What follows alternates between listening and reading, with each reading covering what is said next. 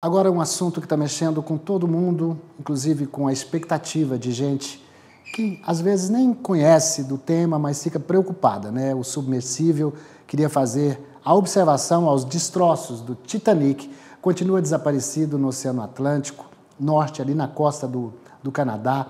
A corrida é contra o tempo para a localização da embarcação, e porque já se sabe que a quantidade de ar que está lá dentro são 5 pessoas que estão nesse submersível. A quantidade de ar é só para até amanhã de manhã, quinta-feira. Então, sobre esse assunto, eu converso agora com o capitão de mar e guerra da Marinha Brasileira, lá de Niterói, o Luiz Eduardo Cetrim. Capitão, muito obrigado por ter aceito participar aqui do Agro Tarde, que é um canal do agro. Esse assunto está mexendo com todo mundo, não é só com o agro. Então, eu sei que o senhor tem aí muitos afazeres, mas desde já, muito obrigado por ter aceito o nosso convite. E para aproveitar o tempo, eu vou direto a uma pergunta. Esse local de naufrágio, que fica a cerca de 1.400 quilômetros da costa de Cape Cod, em Massachusetts, nos Estados Unidos, ele é de difícil acesso? Boa tarde. Boa tarde. O acesso ao local não é difícil, né? A gente está falando em certo grau de proximidade com uma das principais marinhas do mundo, que é a Marinha Americana. O problema aí relevante é a profundidade em que esse submersível estava operando. Esse, sim, eu diria que é o grande elemento que torna essa operação tão complexa. Para quem está assistindo, a gente fala submarino e fala submersível. Vamos estabelecer essas diferenças? Afirmativo. Existem algumas diferenças fundamentais. Quando a gente pensa em termos de submersível, o que significa? Que é uma plataforma que necessita, para ela mergulhar com segurança, da presença de um navio controlador ou navio-mãe. Ou seja, apenas essa dupla pode operar junto em segurança. Caso haja uma interrupção da comunicação do submersível com o navio de controle, a gente parte do princípio que aconteceu algo mais sério e temos que deflagrar essa operação de busca e salvamento. No caso dos submarinos, que são exatamente as plataformas que a Marinha do Brasil opera, hoje a Marinha do Brasil opera 3 classes de submarino, classe Tupi, classe Ticuna e classe Riachuelo. Qual é a grande diferença? É que os submarinos, sim, podem mergulhar de forma isolada e com segurança, sem a necessidade da presença de um navio controlador. Submarinos podem mergulhar até essas profundidades de 3.400 metros, que é onde está o Titanic? Não, porque justamente a concepção dessas duas plataformas são distintas. Enquanto o submersível é construído para que ele possa cumprir as suas tarefas de exploração no fundo do oceano, significa que eles são unidades menores com uma capacidade de mergulhar muito mais fundo.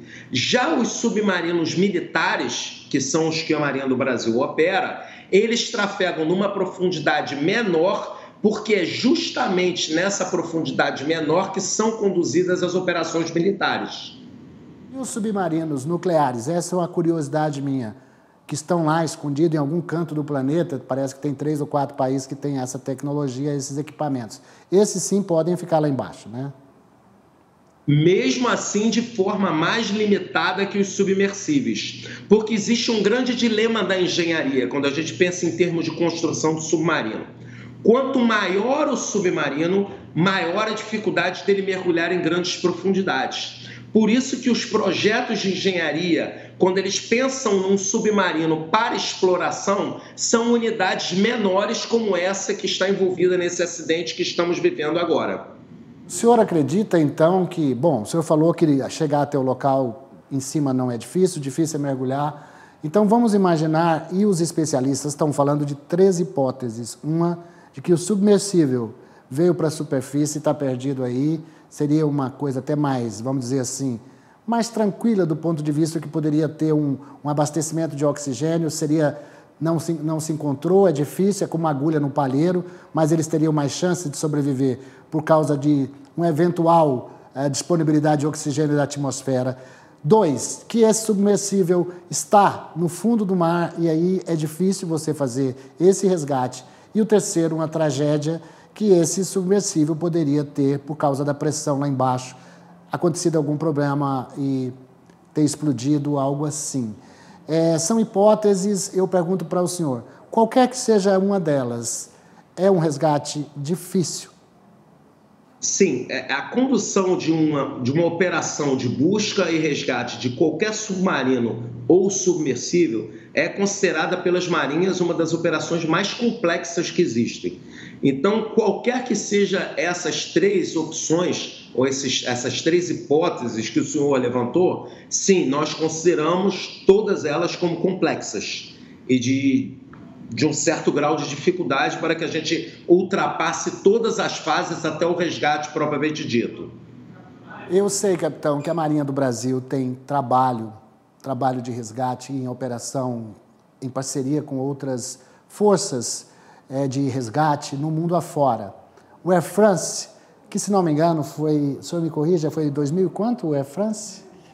2003, 2004? O Air France acho que tem uns 3 anos, se eu não me engano. Não, mas eu tenho uma data, não sei se é 13, foi 2009, 2000, isso não tem. Mas a gente tem imagens aqui mostrando o trabalho. Os senhores ajudaram a Marinha Francesa, também as autoridades francesas nessa operação. Ou seja, a Marinha do Brasil ela tem uma tradição de cooperação com outras forças de resgate na Argentina, no submarino argentino, que também afundou, e também no resgate e na localização dos destroços do avião da Air France, daquele voo que saiu do Rio de Janeiro em direção ao Rio de Janeiro, a Paris. A gente está vendo aí as imagens. Como é que é o trabalho da Marinha nesse sentido, hein? Bem, na verdade, aí a gente pode dividir em 2 tipos específicos de missão. Quando ocorre um navio desaparecer na superfície, seria uma operação que nós batizamos de SAR, que é a Operação de Busca e Salvamento, e aí realmente envolve só a superfície do oceano, em que a gente estabelece uma área de busca e a Marinha do Brasil tem os meios e a capacidade e a competência para conduzir esse tipo de operação. As operações de salvamento submarino são mais complexas, como a gente já analisou aqui. E a Marinha do Brasil, através do navio de socorro submarino Guilhobel e toda uma equipe qualificada de mergulhadores, tem as capacidades necessárias para conduzir operações de busca e salvamento de submarinos militares. E os chamados mergulhadores de combate. O que são os mergulhadores de combate, capitão? Bem, existe uma diferença e é bem interessante essa pergunta, porque o mergulhador de combate, ele opera em situações de combate, de guerra, em operações especiais, que chamamos de operações especiais. Os mergulhadores responsáveis pelo salvamento são os mergulhadores escafandristas, ou seja, a missão é diferente. Pensando em termos de salvamento, nós utilizaríamos esse segundo grupo de mergulhadores, que são os mergulhadores da Marinha do Brasil, que são preparados e capacitados para esse tipo de operação. Então, e os senhores são demandados? Porque eu sei que tem aí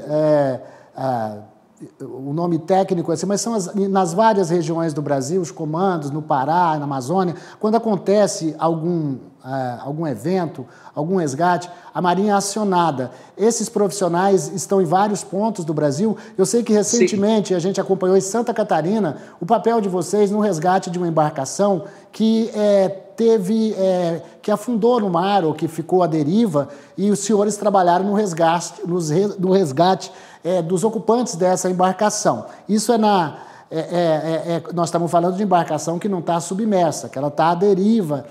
E o senhor falou desse outro, da característica dos mergulhadores que vão ajudar em resgates, que não os mergulhadores de combate. Em todas as regiões do Brasil, como é que estão os senhores assim? Vocês estão prontos para atuar? Sim, a Marinha do Brasil está pronta a atuar. Nós temos mergulhadores distribuídos em todos os distritos navais e especificamente esse evento que o senhor citou agora é uma operação de SAR clássica, uma operação de busca e salvamento clássica com um acidente ocorrido com um veleiro na superfície. Nesse caso específico, não houve necessidade de envolvimento de mergulhadores, porque o Distrito Naval envolvido, que é o 2º Distrito Naval, ele enviou unidades de superfície que foram responsáveis pela condução da operação de busca e salvamento. Agora, mais uma curiosidade, eu sei que o senhor não está lá participando dessa busca e das operações em si, até porque essa é uma missão que envolve Estados Unidos e Canadá. Mas por que é difícil tirar o submersível, caso se localize ele no fundo do mar? Não há como içá-lo, capitão? Sim, existe tecnologia capaz de içar, até porque, e esse é um dado interessante para comparação, esse submersível ele pesa 10 toneladas. E se a gente comparar, por exemplo, com um submarino da classe Tupi, pesa 1.400 toneladas. Então, apesar de ter a dificuldade da grande coluna d'água, da profundidade que ele estaria, né, porque é uma hipótese ainda, a gente não sabe qual é a condição dele, ele haveria, sim, tecnologia existente para içá-lo até a superfície.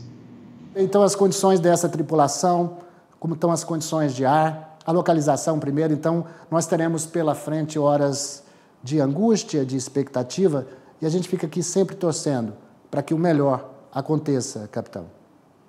Sim, afirmativo. Capitão, eu gostaria de agradecer ao senhor. Eu acompanhei uma missão dos senhores na Ilha do Marajó, quando uma pessoa localizou por meio de uma garrafa atirada ao mar, com uma mensagem na garrafa, e os senhores conseguiram chegar à ilha e resgatar os sobreviventes. A ilha ia ser inundada por causa das correntes de mar, de vento ali na região da Amazônia, e os senhores conseguiram chegar horas antes dessa porção de terra ter sido inundada. Então eu pude testemunhar e acompanhar de perto o trabalho dos senhores nas operações de resgate, tanto no mar quanto também nos rios. Capitão Luiz Eduardo Cetrim Maciel, comandante da base de submarinos da Marinha do Brasil em Niterói. Muito obrigado. O senhor tem aí alguns segundos para suas considerações finais. É o momento agora de acompanharmos o desenrolar desses eventos, com a expectativa de que esse dia surjam novidades para que a gente possa trazer os envolvidos. Muito obrigado. Parabéns à Marinha do Brasil.